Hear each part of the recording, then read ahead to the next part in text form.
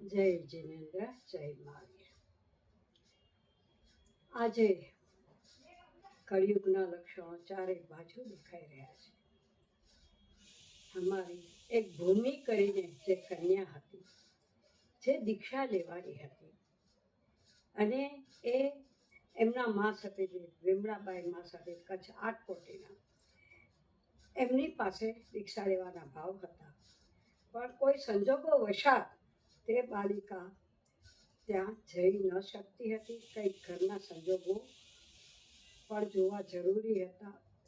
પણ એક વસ્તુ નથી સમજાતી, આવડી નાની ઉંમરમાં ખાલી આખું કુટુંબ ભેગું થયું અને લોનાવાલા ગયા. એમાં લોનાવાલા પહોંચ્યા અને છોકરીનો હાર્ટ ફેલ થઈ ગયો. એ કઈ મગજમાં બેસતું નથી. આજે હાર્ટની કિંમત કાંઈ જ રહી નથી. આવ્યા ત્યારે લઈને આવ્યા છે, જશું ત્યારે બંધ કરી દેશું એને. પણ આપણને જે આ જન્મ મળ્યો છે ને, આવવા અને જવા વચ્ચેનો સમય, એને આપણે બહુ બરબાદ કરી રહ્યા છીએ. ક્યારેક વિચાર કરજો કે આજ આખા દિવસમાં કોની ગાળ ખાધી, કોને સોરી કીધું અને કોને થેન્ક યુ કીધું. આખી લાઈફમાં જો માળામાં ગણશો ને તો સોરીની કેટલી માળાઓ થશે. અને સંબંધો બગડતા, વ્યવહારો બગડતા, સ્વભાવને કારણે હાઈ બીપી થશે. સાથે સાથે અંત સમય સુધીમાં થેન્ક યુ તો સાંભળવા ભાગ્યશાળીને જ મળે છે.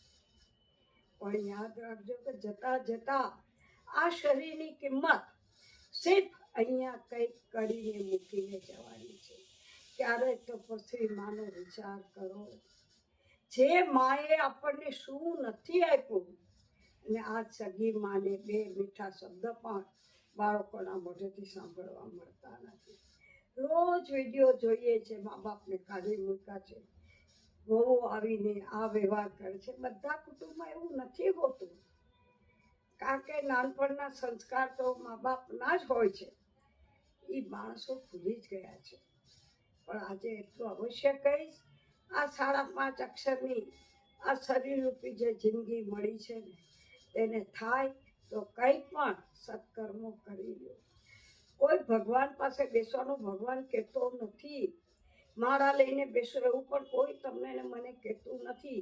મનને ક્યાં લગાડો છો, બસ એ જુઓ તમે. આજે જે વૈરાગી ભાવમાં ભૂમિબેન ગઈ, એમનો ભાવ તો વૈરાગ્ય નહોતો, એટલે સંસારના પેટે દોષ લાગ્યા નથી એને. અને બાળ બ્રહ્મચારી પણ આજે અંદરથી એક એવો કોઈ ભાવ થાય છે કે આવી કન્યાને ચારિત્ર માટે આટલી જંગતી છે છોકરી ગઈ. એ કન્યાનો જન્મ ક્યાં હશે, કયા દેવલોકમાં હશે? વિચાર તો કરો. હાલતા ચાલતા બોલતા કુટુંબના પરિવાર સાથે હસતા બોલતા સીધી આંખ ઢાળી દીધી. તો આવા મૃત્યુ આજકાલ ખૂબ જોવા મળે છે. અને બધા યંગ લોકોને જ હાર્ટફેલ થાય છે. અને હરીફરીની વાત એક આવી જાય છે કે આપણે કોરોનામાં રસી લીધા છે એનું કારણ છે. અમે બધાએ તંત્ર રસી લીધા છે, તો શું મોટી ઉંમરનાને અસર નથી થતી? નાની ઉંમરનાને જ થાય છે. જરાક વિચાર કરો ભાઈઓ બહેનો, ક્યાંક આપણે થાક ખાઈ રહ્યા છે, ક્યાંક ભૂલ કરી રહ્યા છે. હવે ક્યાં કરી છે એ આપણે સૌએ શોધવાની છે. બાકી એટલું અવશ્ય કહીશ કે તમારો મિત્ર કયો, તમારો સગો કયો, તમારી લાઈફ કયો, બધું તમારા શરીર સાથે જોડાયેલું છે. બાકીના બધા સંબંધો તમારા દૂર છે. જો શરીર સાથ નથી આપતું ને, તો તમારામાં તાકાત નથી કે તમે 2 શબ્દ બોલી પણ શકો. ક્યારેક તો 5 અંગનો વિચાર કરજો. આજે આપણે અબજોના અબજો પતિ છે, એક અંગ મેળવીને પણ એક અંગના સદુપયોગ કરતા શીખો. ધર્મ કોઈ સ્થાનમાં બેસીને અને મંદિરમાં બેસીને થાય એવું નથી. ધર્મ તો તમે ગમે તે દુનિયામાં હો, તમારા વિચારોમાં વણાયેલો ધર્મ એ જ સાચો ધર્મ છે. ક્યાંય બી જાઓ, કોઈ જીવને શાતા ઉપજાવી શકો તેવા સત્કર્મ કરો. કોઈ જીવને હણીએ નહીં એવા ભાવ રાખો. અને ક્યારેક પણ કોઈ માટે પણ ઈર્ષા દ્રષ્ટિ આવતી હોય તો આંખને તરત કંટ્રોલ કરી લો અને પોતા પોતાના કર્મને દોષ આપવો હોય તો પહેલા તમે પોતાના કર્મને દોષ આપો કે આ કર્મ મેં એવા કયા બાંધ્યા છે કે મારે આજે ભોગવવા પડે છે, અને એવા કર્મથી બચવાના પ્રયત્ન કરો. બસ આજની મારી કહેવાની એક જ વાત છે કે દરેક લોકો જાગો, સૂતા છો ત્યાંથી આ ખોટી દોડાદોડીઓ બંધ કરો, ખોટા ઉજાગરા બંધ કરો, ખોટી ખાણીપીણી ઓછી કરો.